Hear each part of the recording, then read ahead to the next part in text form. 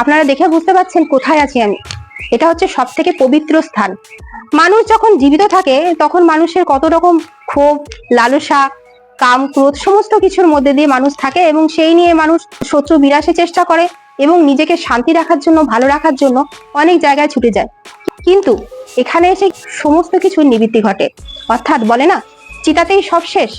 সেই শান্তির জায়গা যেখানে মানুষ আর কোনো কিছু ভাবনার কিছু থাকে না, সেই স্থানে আমি এখানে এসেছি। আজাপুর মহাশ্মশান, সেখানে আমি দাঁড়িয়ে আপনাদেরকে একটি ভিডিও তুলে ধরছি। আর এখানে থাকে তান্ত্রিক অনন্ত বাবা। আজাপুর মহাশ্মশানেই রয়েছে তারা মায়ের মন্দির।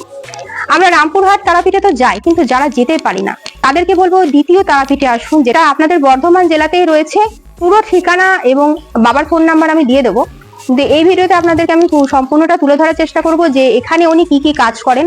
যে চিতা, যেটা শান্তির জায়গা, এখানেও কিন্তু অনেক রকম কাজকর্ম হয়। আর এখানে রয়েছে তারা মায়ের মন্দির, সেখানে একটি যজ্ঞস্থল রয়েছে, সেখানে বসে সমস্ত গ্রহের দোষ, যত রকম ক্রিয়াকলাপ সবকিছু করা হয়। এবং মা তারার মন্দিরে উনি কি কি বার বসেন বা ভক্ত দেখেন, কোন টাইমে দেখেন, তাই সেটাও আপনাদেরকে আমি তুলে ধরবো। তাই পুরো ভিডিওটার সঙ্গে থাকবেন আর সম্পূর্ণটা জানুন, সম্পূর্ণটা দেখুন, আমার ভিডিওর সঙ্গে থাকুন। আজাপুর দ্বিতীয় তারাপীঠ ছোট তারা মায়ের মন্দির। জয় গুরু বামদেব, জয় মা তারা।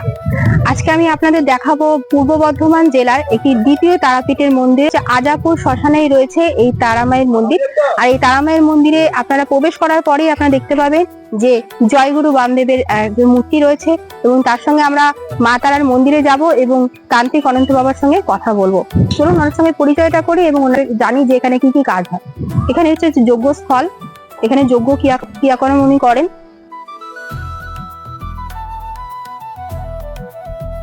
পূর্ব বর্ধমান জেলার মেমারিতে আপনারা মায়ের দর্শন করবেন এবং এখানে পাবেন তান্ত্রিক অনন্ত বাবাকে।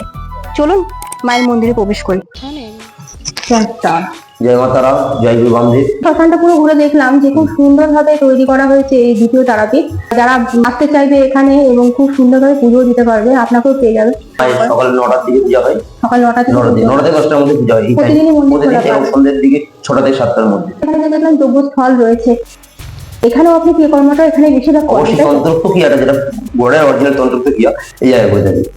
আচ্ছা, কোনো মানুষের ধরুন যে মানে কিন্তু ফাড়ার যোগ রয়েছে, তো সেই ফাড়া এখানে কাটানো যায়? অবশ্যই কাটানো যায়। যে কোনো গ্রহ দোষ, ঠিক আছে, নবগ্রহ দোষ, ভৌম দোষ, গুরুচণ্ডাল দোষ, জমি সংক্রান্ত ব্যাপারে যেটা অবশ্যই মামলা মকদ্দমা যেটা চলছে, ঠিক আছে, যাদের পাশাপাশি বাড়ির সাথে দ্বন্দ্ব লেগে আছে, স্বামী স্ত্রী মিলন হচ্ছে না, সেই সমস্যাগুলো অবশ্যই এই জায়গায় ক্রিয়া করা হয় এবং যজ্ঞের মাধ্যমে আমাদের ক্রিয়া করে থাকে। যে উচ্চাটন, বিদ্বেষণ ক্রিয়া, কিছু মানুষের আছে অবৈধ সম্পর্ক, যেটা একটা সুন্দর সংসার ভেঙে যাচ্ছে, সেই ক্ষেত্রে কি বিদ্বেষণ ক্রিয়াটা হয়? অবশ্যই ক্রিয়া করা হয়।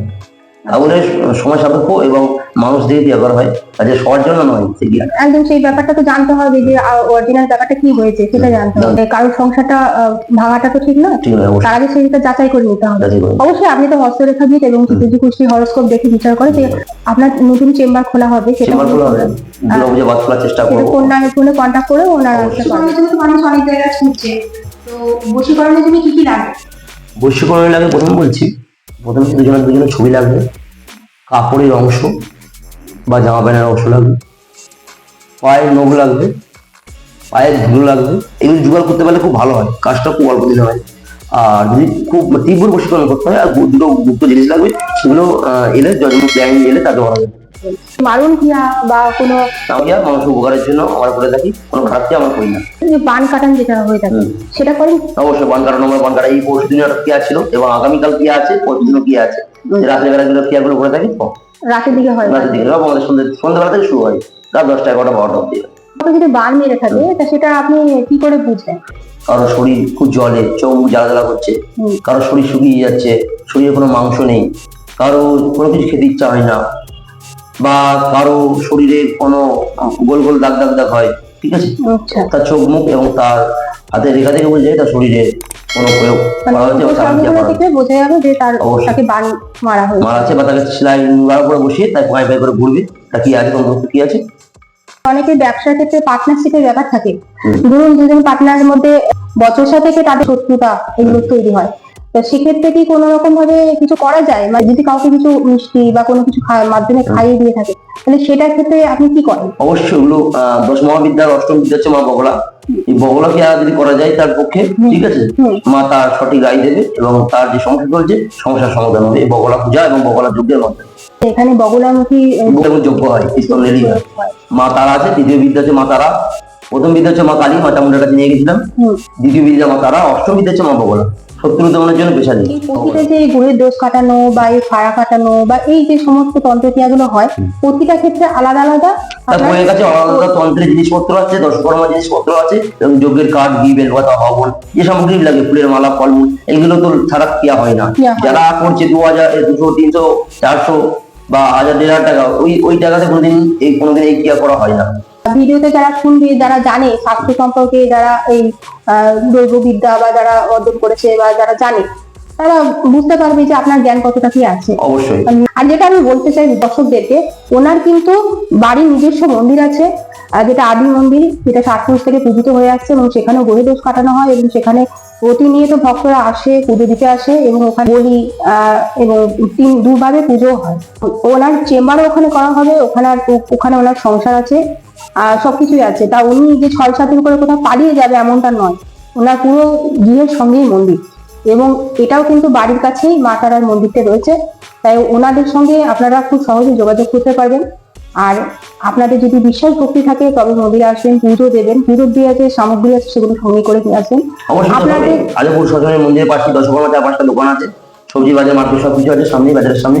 তো এইখান থেকে কেনাকাটা করে আমি পুজো দিতে পারবেন। আর বাড়ির মন্দিরে অবশ্যই নিয়ে আসতে হবে। শ্মশানে কিন্তু তিনটে মরাদেহ আসলে পরে কিন্তু সেটা কিন্তু বলা হয় যে একটা মহাশ্মশান।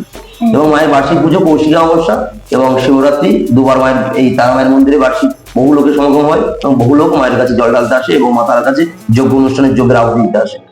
আপনার যে আদি মন্দির, যে জয়কালী মন্দিরে তো আমি শুনলাম যে ওখানে বিবাহ, অন্নপ্রাশন, উপনয়ন। এছাড়াও অনেক প্রচুর মানুষ করে, প্রায় ওখানে বলিদান হয়, মানসিক করে, ওনাদের যা ইচ্ছা সোনার জিনিস, বস্ত্র, কাপড়, আলতা সেতু নিয়ে মায়ের কাছে পুজো দিয়ে, পঞ্চমেন মিষ্টি নিয়ে মায়ের কাছে পুজো দিয়ে যায়। বাড়ি কিন্তু আপনি কাজ করেন অবশ্যই। গৃহ শান্তির জন্য গৃহপ্রবেশ, বাস্তুজাগ, বাস্তুমণ্ডল, অদ্ভুত শান্তি, নবগ্রহ শান্তি, এই ক্রিয়াগুলো আমরা রাজমনের বাড়িতে গিয়ে করে থাকি এবং শাস্ত্র মেনে। যারা বিশ্বাস করবেন, ভক্তি করবেন এবং আপনারা যদি মনে করেন যে আমি যাচাই করে দেখবো যে উনি কতটা কি জানেন, কিন্তু তারাপীঠে গিয়েও যোগ্য করে থাকেন। ভিডিও ক্লিপ আমি আপনাদেরকে তুলে ধরবো।